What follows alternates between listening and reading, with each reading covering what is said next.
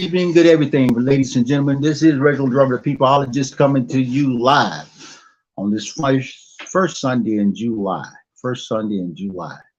A lot of things are happening. You know, when we look at always preparing ourselves and putting ourselves in position so that we don't have to be the poster children for not knowing. Anytime you find yourself not knowing what's going on, not knowing what's being planned around you, you have to ask yourself, are you ready? Are you ready? Are you ready?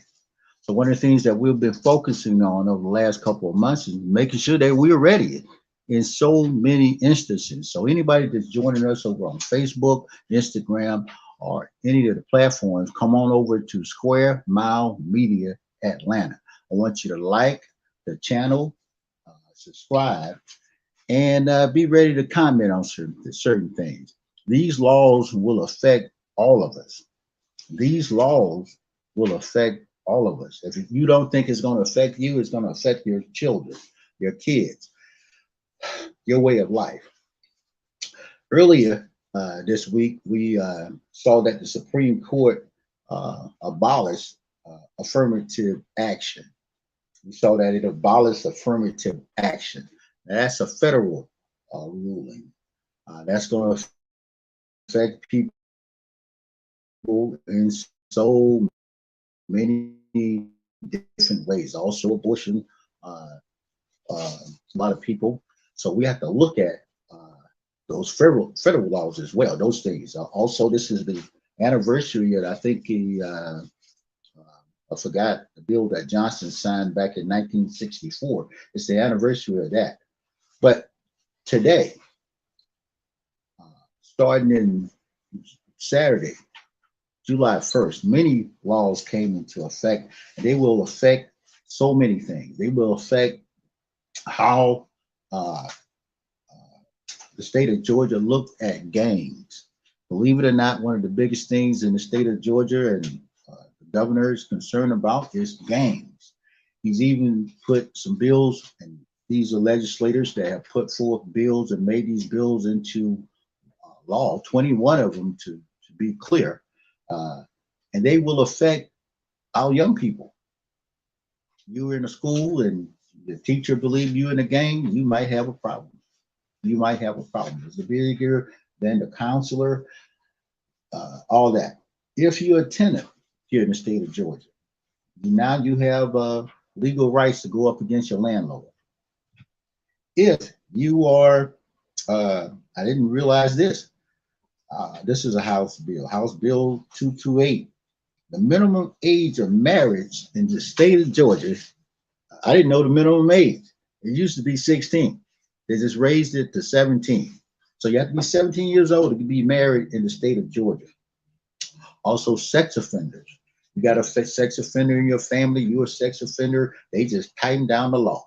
They just tightened down the law. All this happened July the 1st. Also, hospitals. Hospitals will be just like campuses. I was in a hospital recently, and I was, what's up, Big Tony Riggin? How you doing, brother? My homeboy. Come over and join us over at Square Mile Media Atlanta. I was in a hospital, and I was wondering about security. So they just passed a House bill that I think that's 383 that's going to give hospitals the same rights and responsibilities that they have on college campuses. Oh yeah, they're going to have security in the hospital, and they will be protected by those same things. But tonight we'll be joined. Oh, also workers will be able to take off for early voting. But I got somebody that's really knowledgeable. I'm trying to bring them on.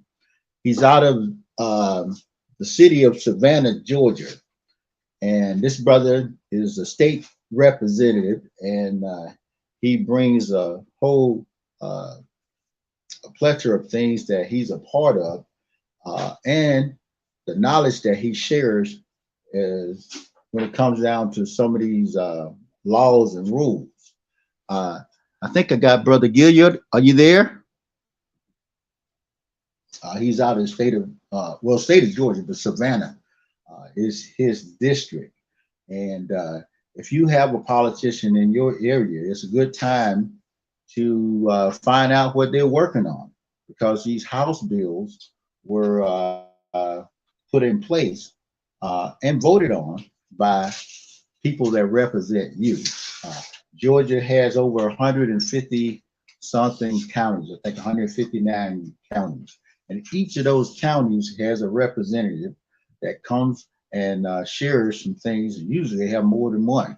Uh, uh, and they make rules. They make rules that's going to govern us.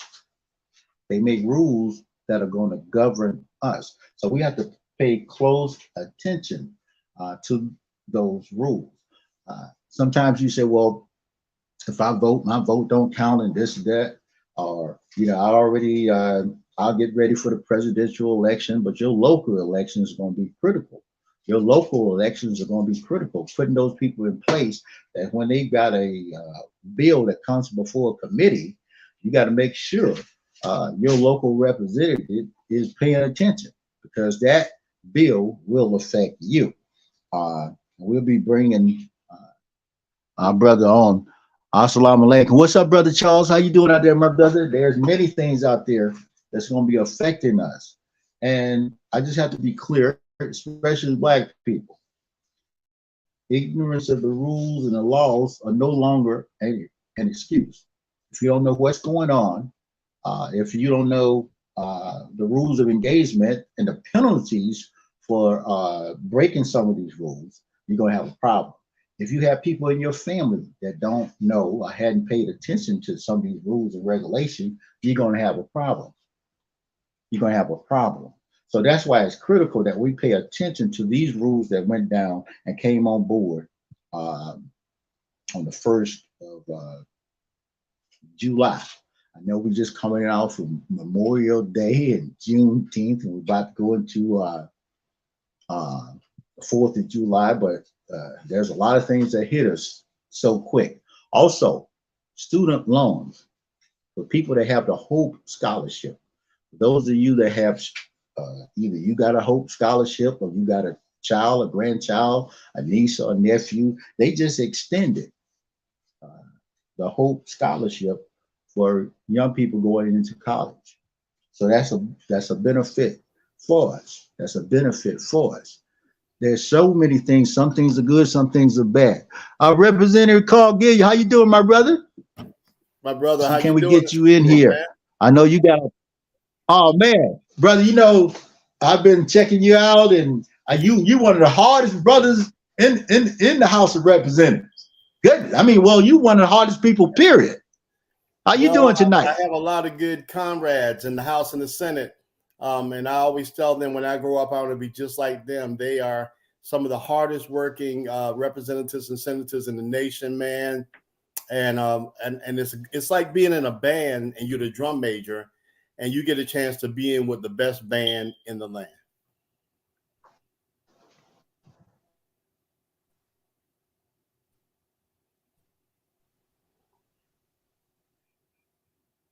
So I'll say this, and I don't know if you froze, Brother Reggie, but okay. I'm glad to be here on your show tonight. It's an honor to be here with you. Okay, and I think I have to thank the Honorable Miss Sharon Beasley Teague for introducing us. And you've been on here before, and yes. I know you got a lot of things. And we went over some of the House bills, and I see you got that coffee. you gotta have just a little late caffeine, man. Some people wake up yeah, well, and all that. I just wake up with 1 cup of coffee, and then you got to wind it down with 1 good cup. Okay, well, I got my thinking ain't illegal yet cup. Go. Hey, that's good stuff right there, man. That's good stuff right there. Oh man, oh yes, we need it. Once they ban thinking, we all do. Once they, they might put some rules and laws into effect, but if they ban thinking and we stop thinking, especially as a people, we are all doomed. But I know, maybe you can share a little bit with us about your district. I think that's Savannah is probably the 2nd most populated city in Georgia. Savannah is the original capital of Georgia, one of the most organized cities in Georgia. When that comes to Atlanta, man, I can see downtown, but how to get there is a whole nother thing. in Savannah, we have squares. So it's one of the most organized cities in the nation. You can get there, the beautiful waterways, the port, and and around my district is Georgia Port Authority. The logistics is booming right now. The leading entity, one of the leading entities in Georgia. We have Gulfstream. We're number 2 in feature film in Savannah, Georgia. We're number 2 in feature film. Matter of fact, Tyler Perry is here right now in my district in Georgetown filming a movie as we speak. And not only that, we've got plants, Hyundai plants, and all the others that are coming that are near Savannah in the bordering area. So Savannah, with 16.5 million tourists that come in every year and the beautiful waterways, it's a booming city right now. Yes.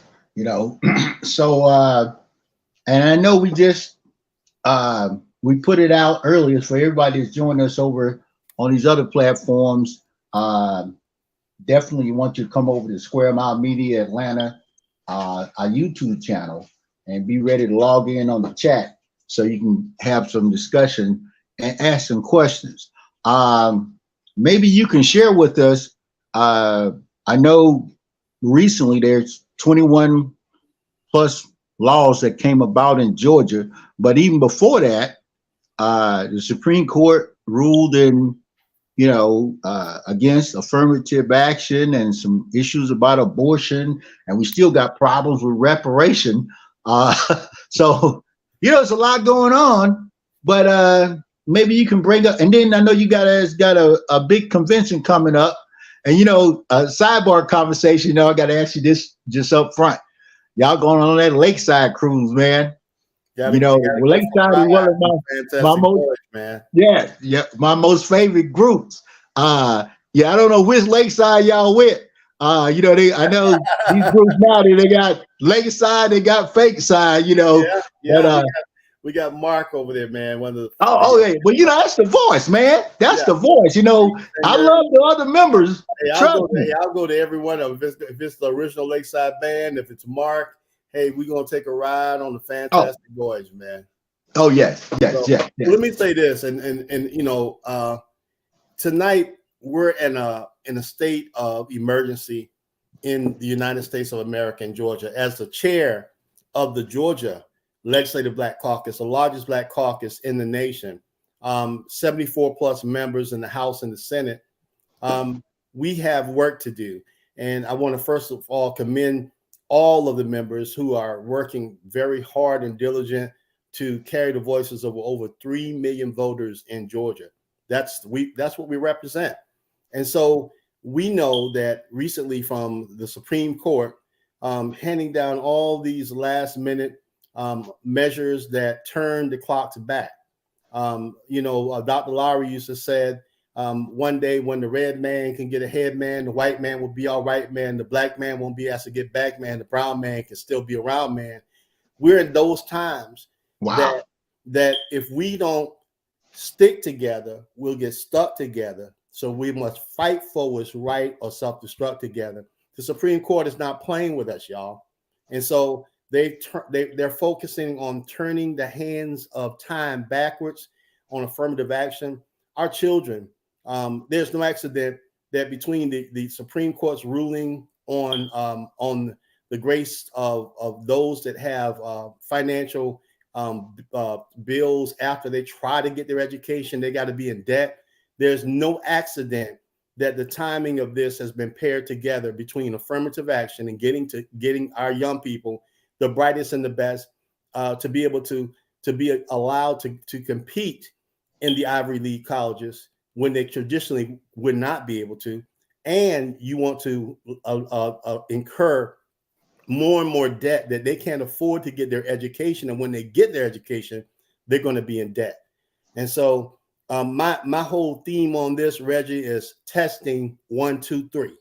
And what they're doing is they're testing it in the Supreme Court. And you can bet that it'll be a trickle-down effect as we get ready to go back into the legislatures across the country. And so it'll be a testing 1, 2, 3. What they did in the Supreme Court, hear me now, they will do across the nation with additional follow-up legislation. So while we're marinating over this, The other Republicans and others are already putting legislation together. And when we get back into our sessions, it'll be a follow-up. Wow. But, because, a lot, like you said, there's always a fight. There's always a battle. There's always a backlash for progress. On the anniversary of the Civil Rights Bill that was from Johnson, you say, well, look like they'll give us a little space, even though we just celebrated Juneteenth, got a national holiday. We still have to be proactive, and this is one thing I get from Ronald Reagan. He said, freedom ain't free. No.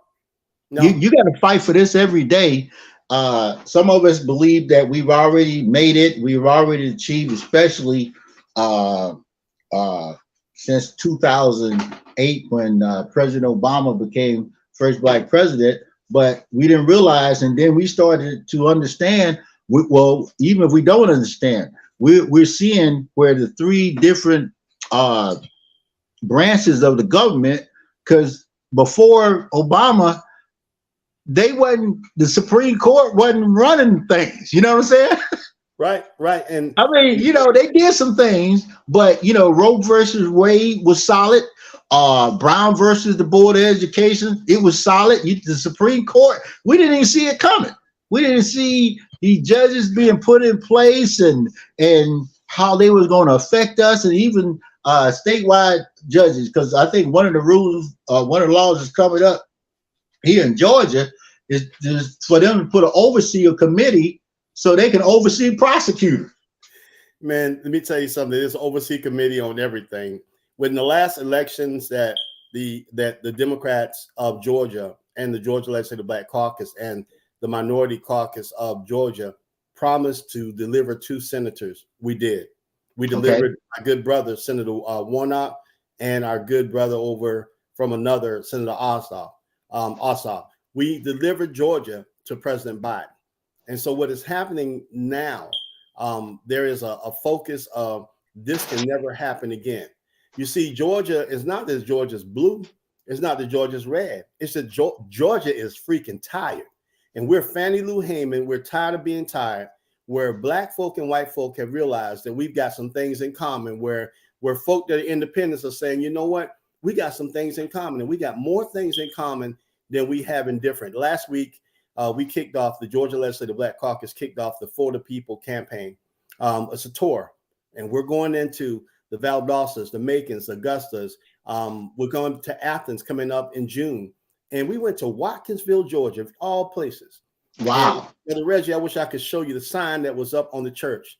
The sign said, and I thought I needed to get out of there as quick as I could. It said, the Georgia Black Caucus. It didn't say legislative, Black Caucus Democrats. And I told the host, I said, you're trying to get us run out of a city that is 6% African American and 72% Republican. And so when we got into that church was packed out with Black and white folk. And what that showed me is that folk is saying we got more in common than we got in different.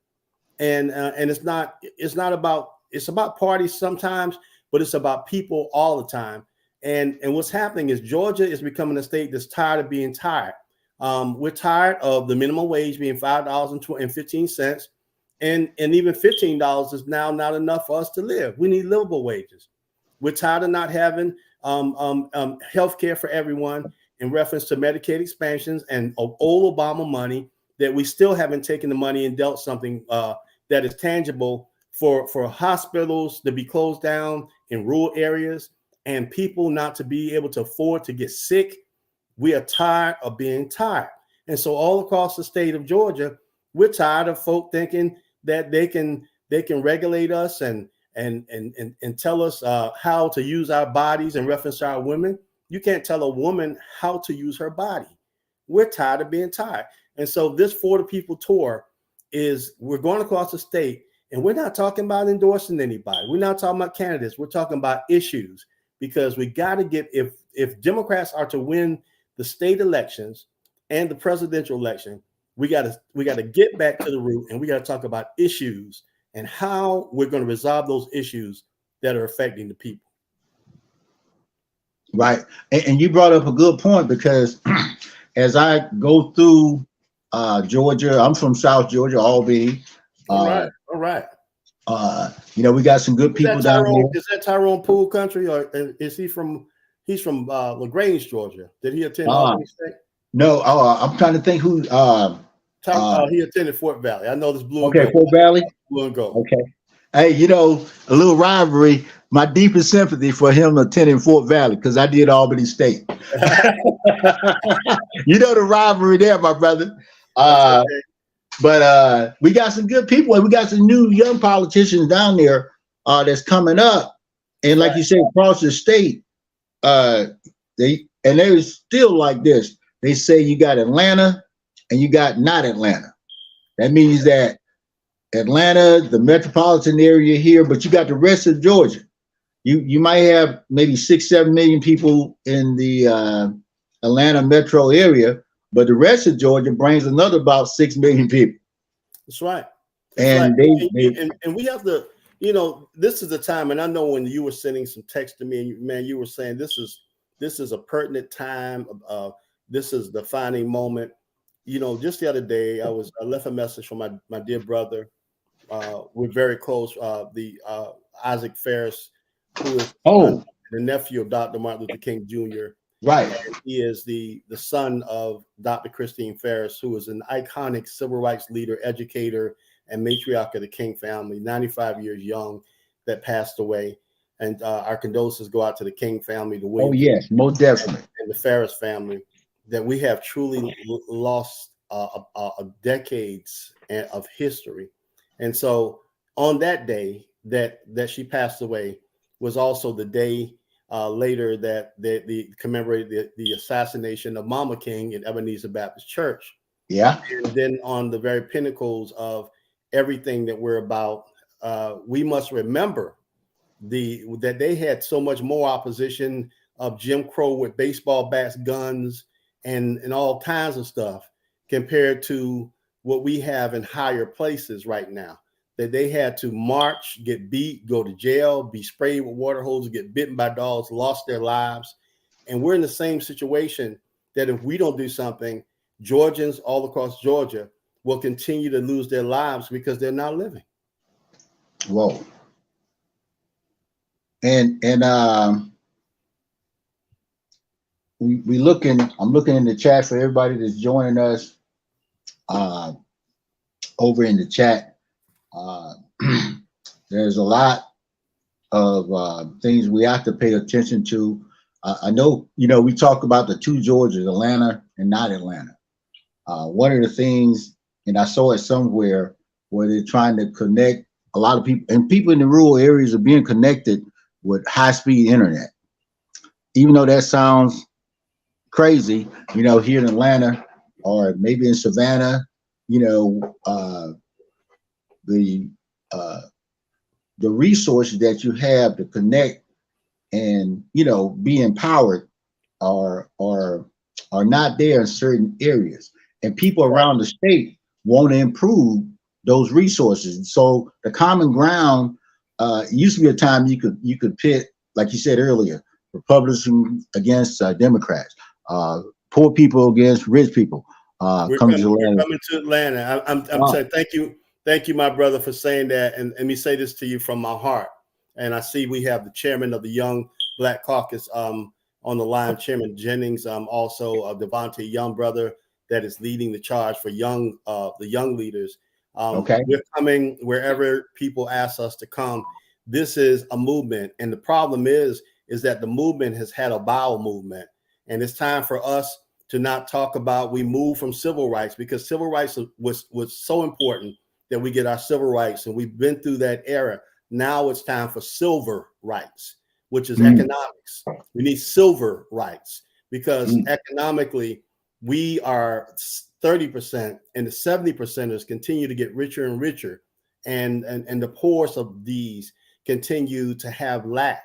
Let me tell you, right here in our city, with all the economics that are all around us, I don't see millionaires that look like me.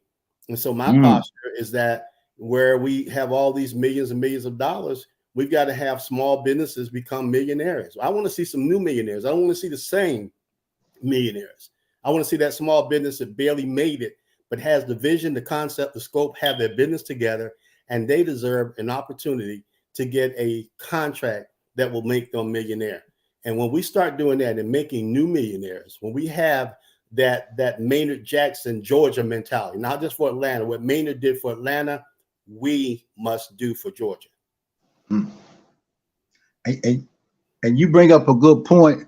And I think our brother Anthony the Pad Man, the current book we currently reading is from Dr. Claude Anderson, Powernomics. Dr. Claude Anderson is very hard on us as a people. He'll punch you in the face. He says something like, we less than 1% or 1% of what we had after Reconstruction. So now is the time for us to join forces. You know, when Black businesses do well, America does well. That's right. That's right. You know, if you want to get rid of the quotas, if you want to stop affirmative action, if you want to reduce crime, support Black business. Bottom line, support Black business, because we can start hiring. We can be self-sufficient. We can hire our own. We can put ourselves to work. We can do and provide the services that we need for ourselves, our family, and our communities. And even with some of these laws that are going into effect, some of them are disproportional when it comes down to young Black males. Some of the gang laws, you know, those laws are going to really affect young people, especially young Black males. When you have the teacher, she can already decide whether to put the young brother on Retland or anything like that, because he's maybe somewhat not paying attention in class. Now the teacher can make a determination to say that I think he's gang affiliated. If he comes in there with a tattoo. So let me digress on that for a minute, Brother Reggie. I did a bill years ago, House Resolution 525, which was a study committee. We know that Georgia had identified over 71,000 identified gangs. My focus was prevention, intervention, prevention, and intervention. And I'm going to say it again, prevention and intervention. We have all these departments from DHS to DJJ and all the above. All of them have budgets and programs, and we're throwing money everywhere in different silos, but what's working? The bill was to focus on forming a Georgia Gang Prevention and Intervention Commission. And if the dollars are working in programs, like we have a program that we're introducing, that we're bringing back, called the Teen Peer Counselors. And a lot of times when no one can talk to our young people, they can talk to each other.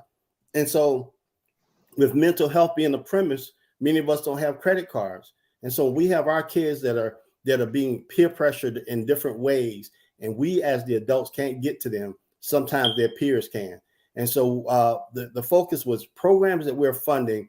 If they're working, let's continue to fund them or get them more funds. If they're not, let's take the funds away and let's put the funds into more preventive and intervention programs. What the governor did in that focus is focus on, now this is the time for us to get rid of the gangs, to get rid of this. And they went hard on all the above. So in this session, they have a new bill that if you are, number one, if you get in the gang database, you're in there for life, like you're a sex predator.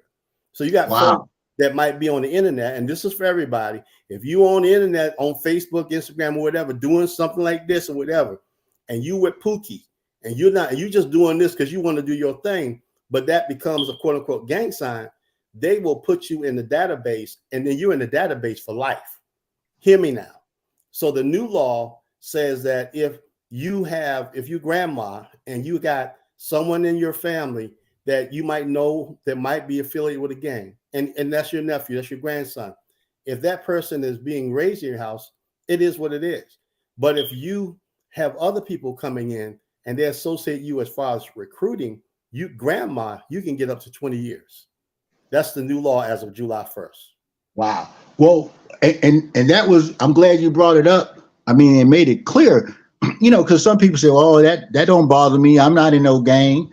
But if you got a nephew or cousin or somebody, they got nowhere to stay, nowhere to live, and they staying with big mama, grandmama, auntie, whoever, and they've been identified as gang member here in the state of Georgia, they're going to be looking at some time. Now we look at, I think during the 80s, we had a great movement of black people from being outside to going to jail, being locked up, crack cocaine.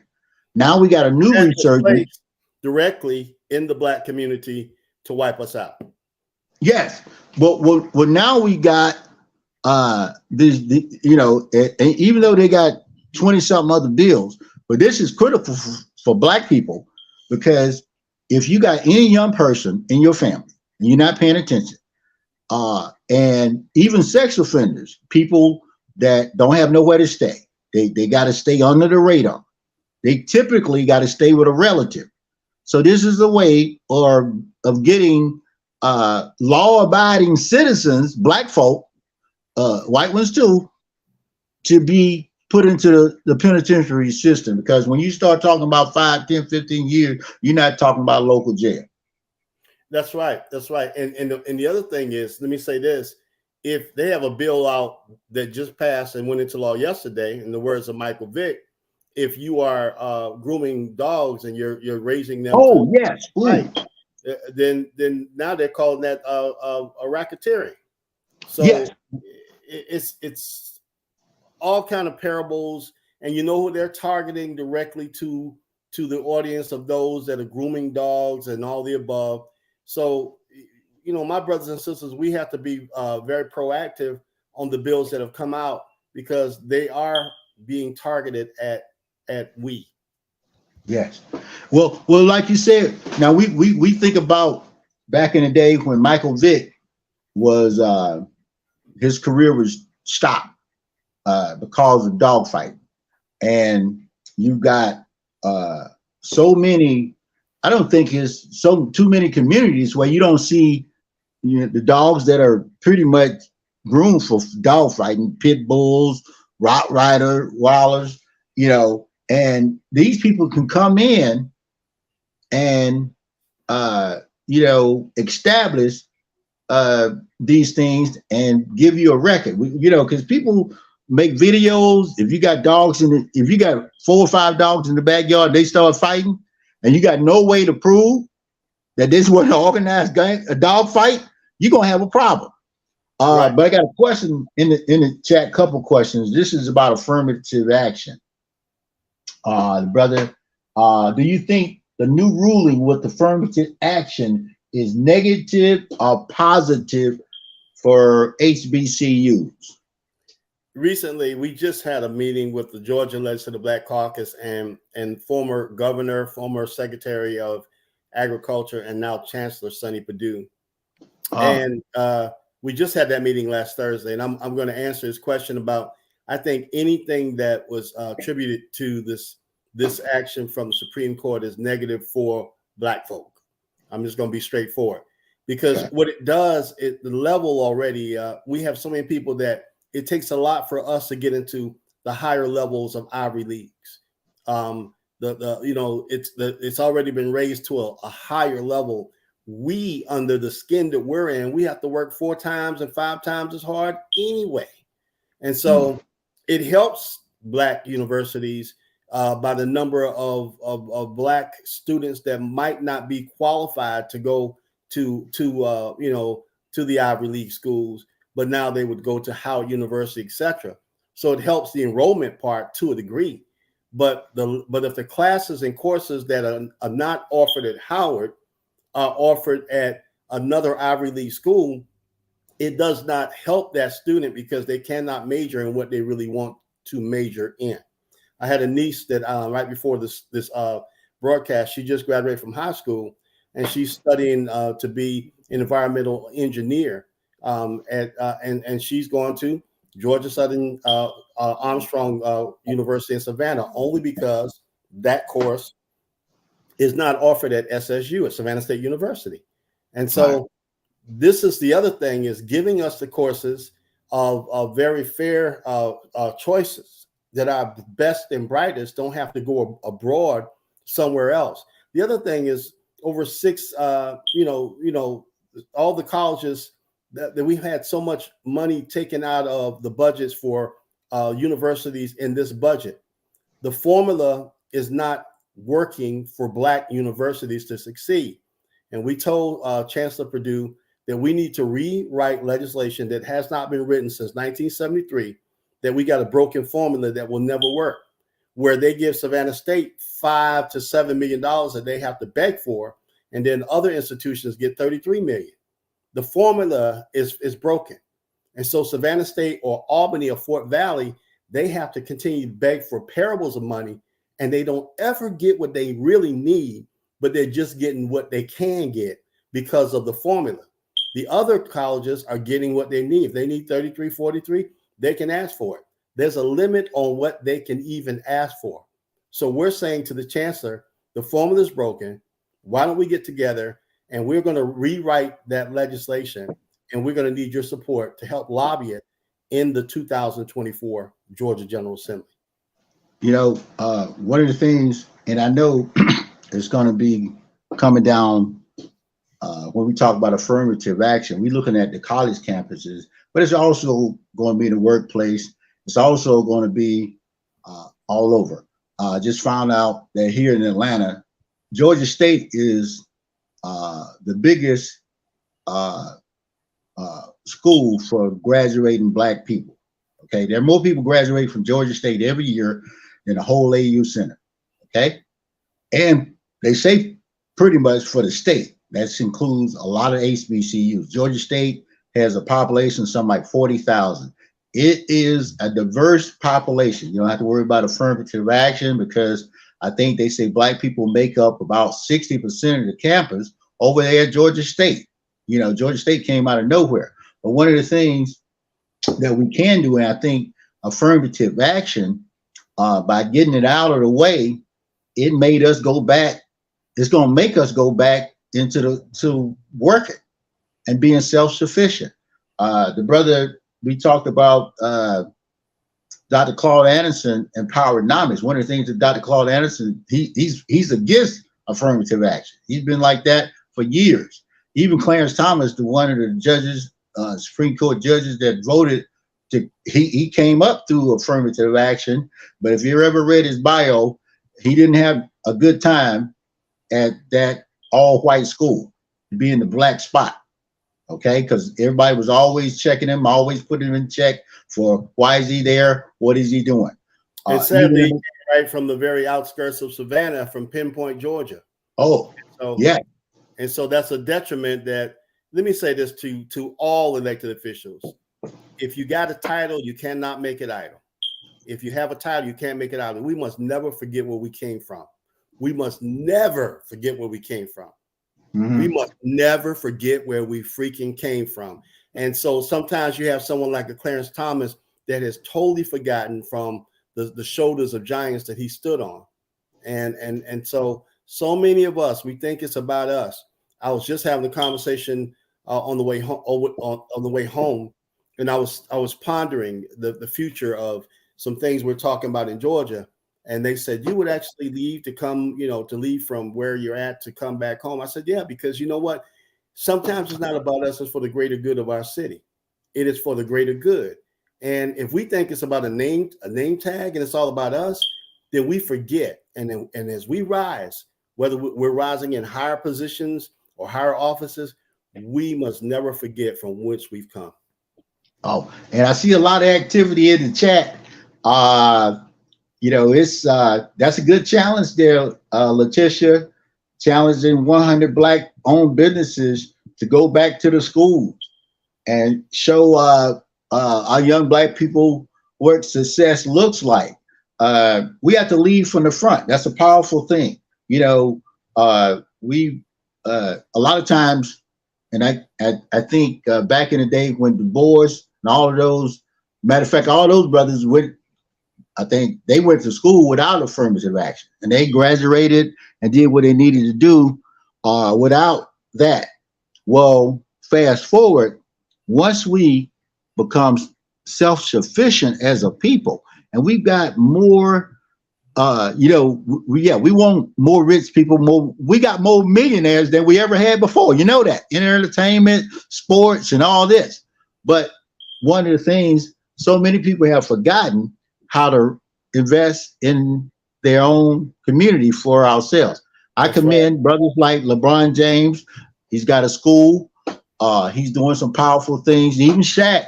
A lot of brothers now are doing some more powerful things to help that community. A lot of great things in Henry County. I definitely commend Shaq. And we Oh have yeah. one great young lady, and she's young, hadn't even reached 21 years of age yet. She's from Savannah, Georgia, and many of you might have seen her on America's Got Talent, the rap game, all the above. Now she is the freshman of the year in college basketball. She is the LSU, one of the champions. Her name is Flajay Johnson. She's a rap recording artist and now become a billionaire. Here's a young lady that comes back to her city, gives to her city, claims her city, writes checks for her city for Girls and Boys Club of $10,000 here. This and giving back and constantly giving back, getting ready to give over $100,000 back the week of July the 29th, giving over 500 young people from shoes to school supplies to everything so that they can get back into school. And she has not forgotten. We have got to get people to come back and give back to their communities. Right. Ms. Scott King used to always tell me, she said, Carl, I hear what you say, but I don't see what you do. And that was my challenge, that for the rest of my life, I would remember what Miss Coretta Scott King said, and I would always do something and not just say it. And, we think about the King family and the King legacy. I think we ask the question a lot of times, what would Dr. King think about us today? And there's many questions in the chat. We got black billionaires, we got Tyler Perry here, and that neighborhood is one of the most impoverished neighborhoods in Atlanta, over by from the West End to Oakland City, even down to East Point, where his studio is. And not to just call him out, but sometimes when you get people that have money and means, everybody don't come up. Everybody don't come up, and I don't know, is it because of them ignoring? And this is not just here in Georgia; it's all over. You see disparities of black poverty and black wealth, and in the black community is different because you don't have a middle. The middle class has been replaced, so you got either poor or you got something. And that can affect us. I see a lot of questions about affirmative action here and there. But another thing, with all these rules and laws that just went into effect, two things are people want to know. Why don't they ever bring up anything about reparations? And why is there no anti-black hate? I know they've been trying to get the George Floyd bill passed and all that type of stuff. But those two things, reparations and somewhat of protecting the black population from hate. Let me share a couple of things. In South Carolina, my cousin, Representative Wendell Gilliard, one of his best friends, Clementi Pinckney, Senator Clementi Pinckney, and several others lost their life in a church. They were viciously murdered by a terrorist, a coward, and an individual who had no respect for God or life. And so with that, he initiated the Clementi Pinckney hate crimes bill. Every year when Clementi Pinckney passed away and those others in Emmanuel, they mourned at the Capitol. Senators got up and cried and grieved. But every year that bill stalls. It passed in the House and it stalls in the Senate. The detriment and the double-sidedness of it is that we have a paramount when others talk out the side of their neck and they don't act by legislation that they should pass the Clementi Pinckney hate crimes bill. Georgia, we have passed the hate crimes bill. We've also passed the citizen arrest law. And then I have a bill that we put out 2 years ago, which was the Georgia lynching act, in which it talks about the number of lynchings in Georgia that have gone on even until the early 1990s. and more particular with the original 33 black legislators, 14 of them were lynched. They were killed. Wow. Right. So senators and state reps in 1868 were lynched. And so the other side of that is we always will need follow-up legislation to protect our lives, because black lives really do matter. On the other end, when you were talking about, I think you said something about reparations. Representative Roger Bruce has a bill that focuses on reparations. When we talk about areas like Tulsa and others that our land and prosperity has been taken away, my family is a product of that. When you think about Fort Stewart and Midway, Georgia, my family, from the Goldens to the Hines to the Bakers to the different families, many years ago, the government came and paid them pennies on the dollar for their land. My great grandfather, Eddie Gilliard, was a victim of that. He had over 120 some odd acres, and they gave him pennies down to only 15 acres.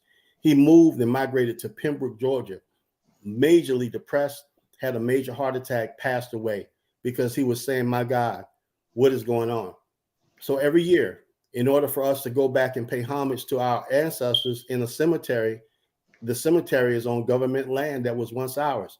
We have to get permission once a year to cross over to see our loved ones. So the tragedy is that even government has played a role in taking land, whether it is bombing or a Rosewood or all the above. And we need reparations. California has their model and they're trying to work through it, but no one wants to talk about it in Georgia. Yeah, even just like Lake Lanier, when we look at the city of Orchard that was flooded and it became Lake Lanier.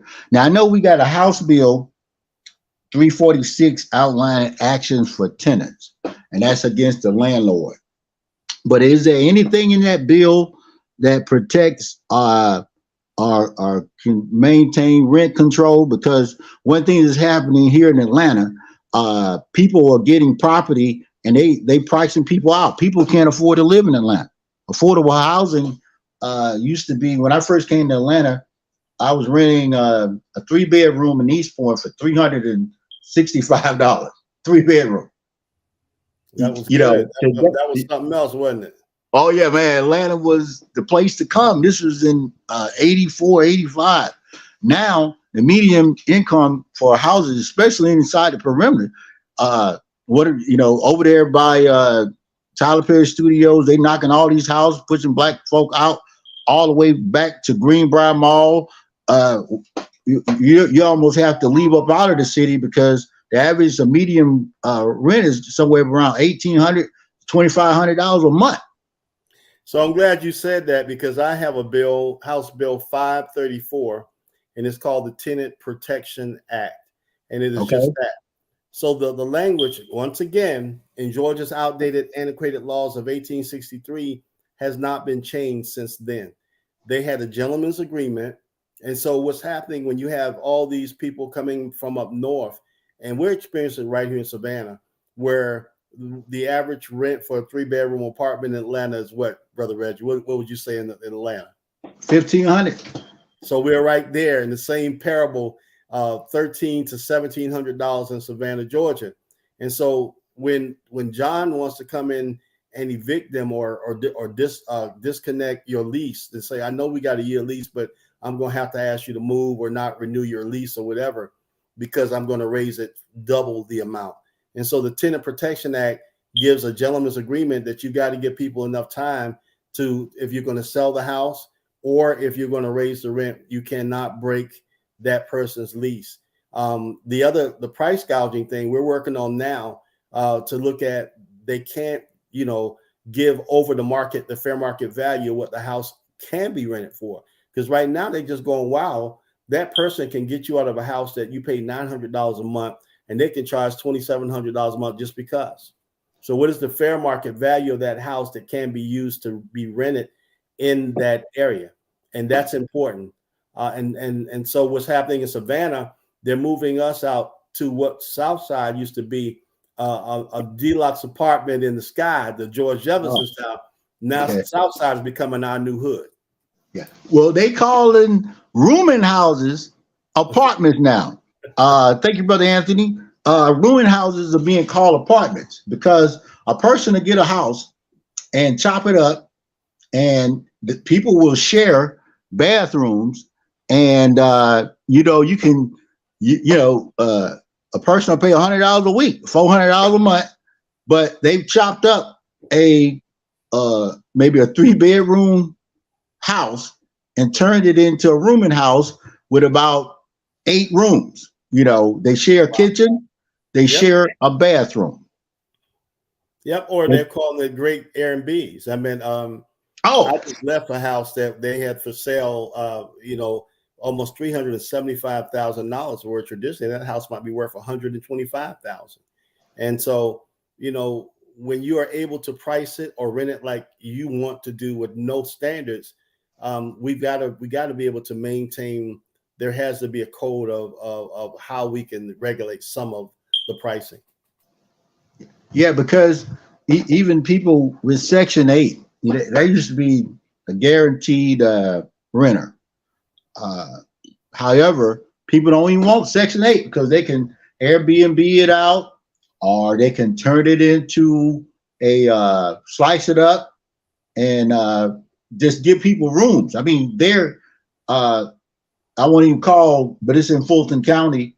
And while they getting the rehab done and all this type stuff, they chopped up a bunch of rooms. There are people in there with a rooming house with just a air mattress and a TV, and they charging anywhere between $150 a week, and people getting the money. Now this could be called greed. I will say this. And we as legislators that are not in the Atlanta area, we come and we spend 3 months at least outside of our home to make Atlanta our home. And then outside of that, we have committee meetings all during the year. It's hard to get residency in Atlanta where it's overpriced. And now hotels are now becoming the new overprice. And so you come out better even as a legislator, being able to buy a small home and to grow from it. But we've got to do something, and the rich are getting richer and the poor are getting poor. Black farmers are at a deficit right now where we just went on the Black Farmers Tour Part 1. We went to several farms that were legacy farms. People had 126 acres. People had 20 acres. Fort Valley has over 600 acres dealing with just agriculture. And so we're going back in September to continue the Black Farmers Tour, because we realize Black farmers have not gotten the resources they need. They don't have the information, and they need the help. There was one lady who her husband passed away.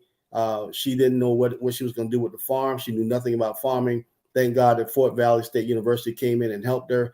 And now she has some of the best wine and Muskogee grapes ever in the state of Georgia. We're going on the Black University Tour coming up in September, because we realize we got to give the emphasis not just on funding, but we got to give young voices. Chairman Devontae Jennings was talking about the number of young people that need to run for office.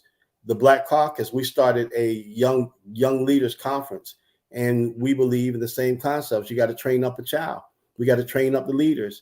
I was blessed to sit at the feet of Reverend Dr. Hosea Williams, Reverend James Orange, Dr. Joseph Lowry.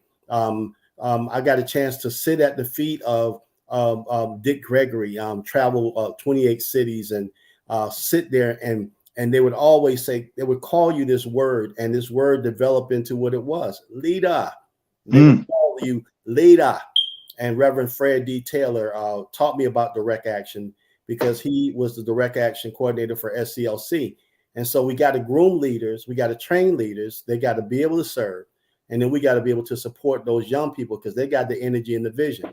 But more importantly, we're going to the Black universities because we want to listen to the young leaders.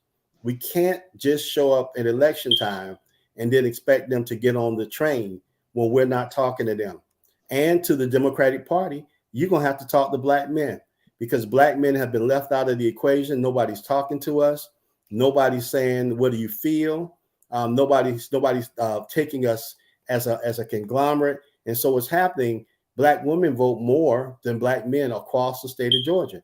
And no excuses that we shouldn't be voting, but we don't want to be left out of the conversation.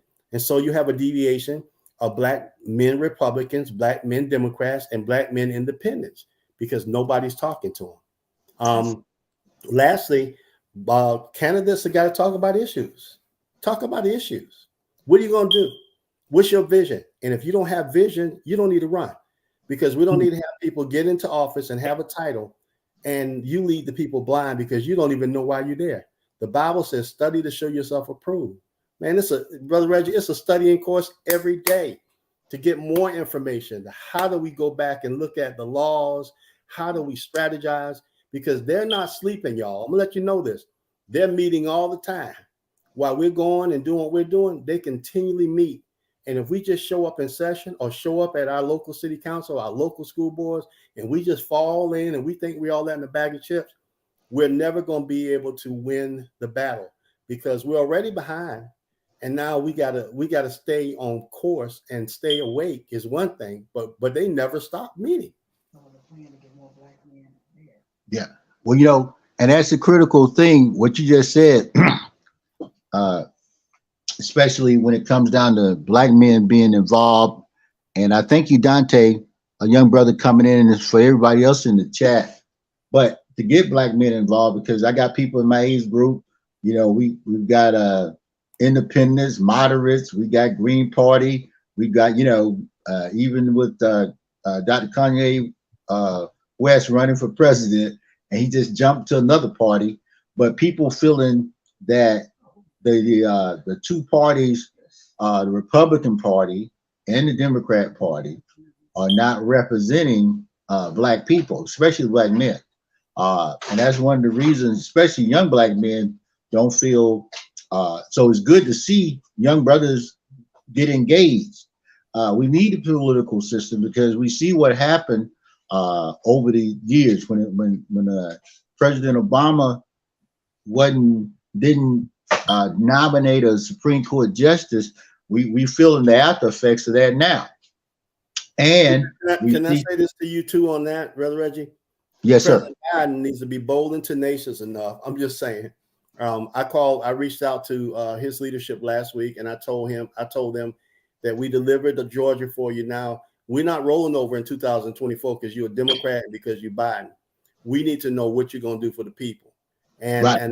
and so if I were him, if I were the president of the United States, I would go ahead and stack the courts and stop playing. I would go ahead, because the Republicans, if they had a chance to do it boldly and without anything, they would just stack whatever. We're never going to have an equal playing field until he does something bold and tenacious. And so this is what we've got to do. I mean, it's stacked up against us. It's almost like an almond joy. Sometimes you feel like a nut. Sometimes you don't. Sometimes you don't. Well, black people and the black people issues, you got a good point. Out there, you can make media. They ain't talking to the women either, because most people are sure, the Democrats sometimes just assume that black folk gonna vote for them, and the Republicans, they can get a couple of tokens, and every now and then you get a Herschel Walker, or what's the brother out there, and Scott, or we had a couple guys that's tokens, but we got to get a lot more participation. And one of the things, I guess, as we close out, maybe you can share one of the reasons that your organization, which is nonpartisan, is going out and just, attracting people and bringing the issues before them. I know you got a big convention coming up. I mean, can you give us some details on those? This is, Brother Reggie, man, this is a call to action. We saw what happened in Tennessee. We're seeing what's happening in the Supreme Court. We have sent out invitations to all the black caucuses around the nation. It is a call to action. It is time for us to come together. Black elected officials, black organizations. Like I said, this is not a moment. This is a movement. We got to get back to the movement.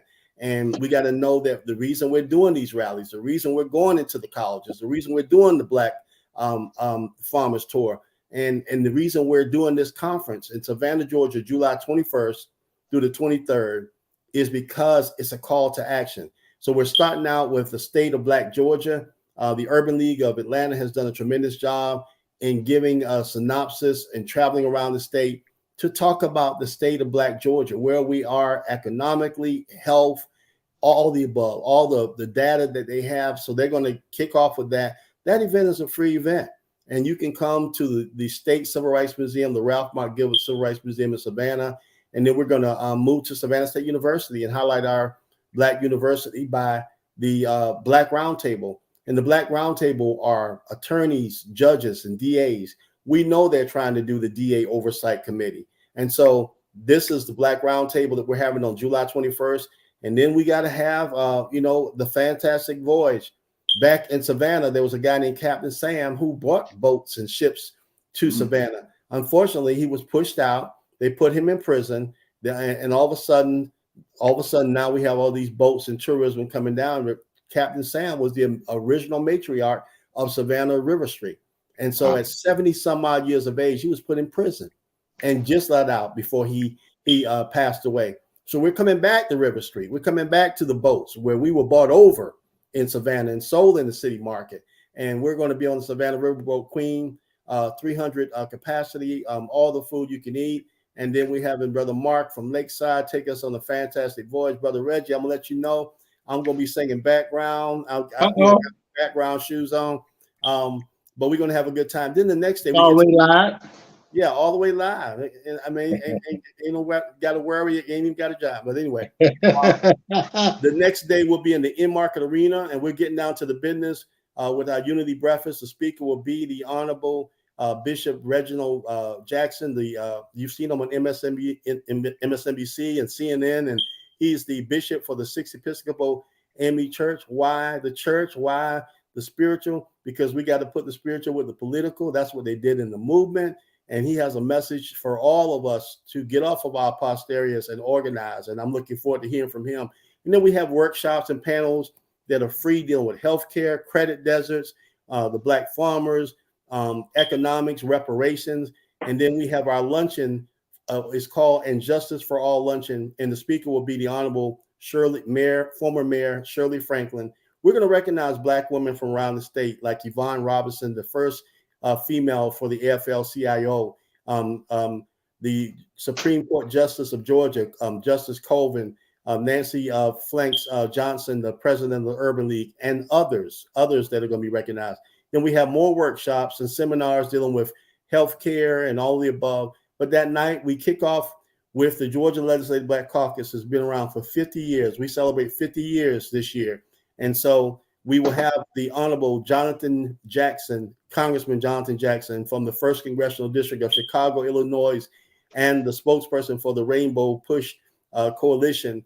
He will be our keynote speaker. And it's a call to action. We're trying to get people connected and organized. And then we will wrap up in the oldest Black church in North America on the 23rd, First African Baptist Church. And I'll be your keynote speaker. Oh, okay. Well, thank you, brother.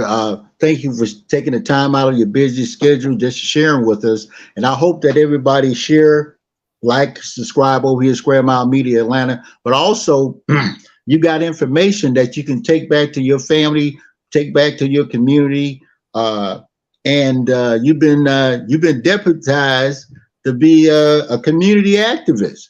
No longer can you sit on your hands and hope that somebody else gonna show up. So hope that somebody gonna come in and take over, or keep saying we shall overcome.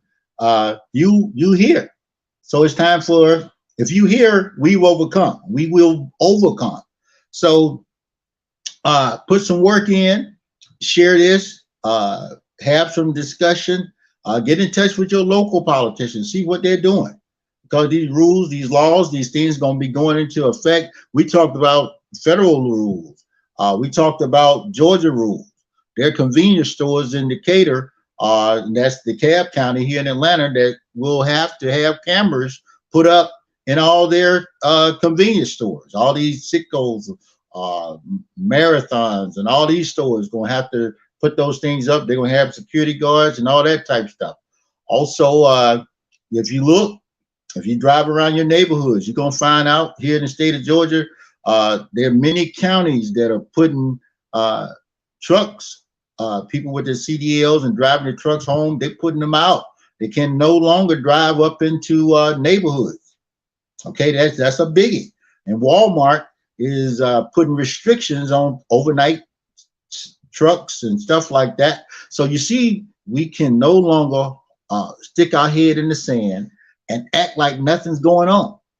They changing the game right in front of us. So we have to do something about it. The only way you can do something about it is to be proactive.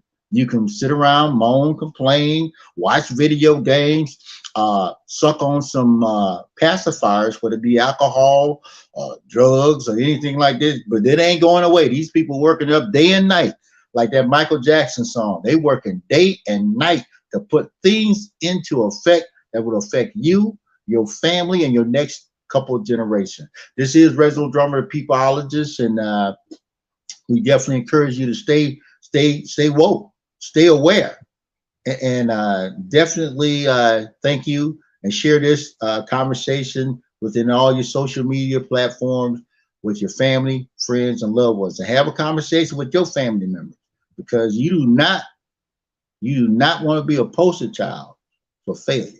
This is Reginal Drummer, peopleologist, and have a great night.